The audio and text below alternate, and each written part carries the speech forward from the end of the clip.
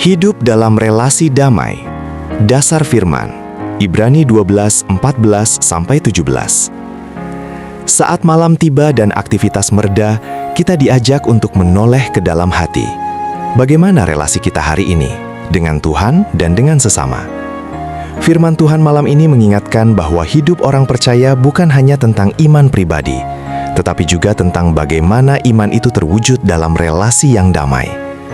Ibrani 12:14 berkata, "Berusahalah hidup damai dengan semua orang, dan kejarlah kekudusan, sebab tanpa kekudusan tidak seorang pun akan melihat Tuhan." Kata berusahalah menunjukkan bahwa damai tidak terjadi dengan sendirinya. Damai perlu diperjuangkan, diupayakan, dan seringkali menuntut kerendahan hati serta pengorbanan. Relasi damai tidak berarti tanpa perbedaan atau konflik, tetapi memilih untuk tidak memelihara kepahitan. Ayat 15 mengingatkan kita agar jangan sampai ada akar pahit yang tumbuh, sebab kepahitan bukan hanya merusak diri sendiri, tetapi juga mencemari banyak orang. Banyak relasi hancur bukan karena masalah besar, melainkan karena kepahitan kecil yang dibiarkan berakar dalam hati. Firman Tuhan juga menyinggung Esau, ayat 16-17, seorang yang kehilangan hak kesulungannya karena mengutamakan kepuasan sesaat.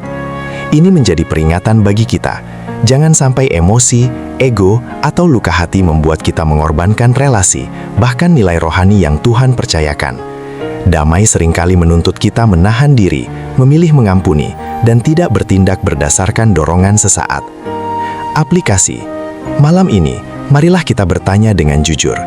Apakah ada relasi yang retak karena kata-kata atau sikap kita? Apakah ada kepahitan yang masih kita simpan?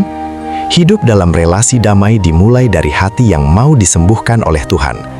Ketika kita berdamai dengan Tuhan, kita dimampukan untuk berdamai dengan sesama. Damai bukan tanda kelemahan, melainkan buah kedewasaan rohani. Biarlah malam ini menjadi waktu penyerahan. Kita datang kepada Tuhan dengan segala luka dan konflik, memohon hati yang lembut dan roh yang mau taat. Kiranya Tuhan menolong kita hidup dalam relasi damai, di rumah, di tempat kerja, dan di tengah komunitas, sehingga melalui hidup kita, nama Tuhan dipermuliakan. Doa, Tuhan yang penuh kasih, ajar kami hidup dalam damai dan kekudusan. Singkapkan setiap kepahitan dalam hati kami, dan mampukan kami untuk mengampuni. Pulihkan relasi kami denganmu dan dengan sesama, agar hidup kami berkenan di hadapan-Mu. Dalam nama Tuhan Yesus kami berdoa. Amin.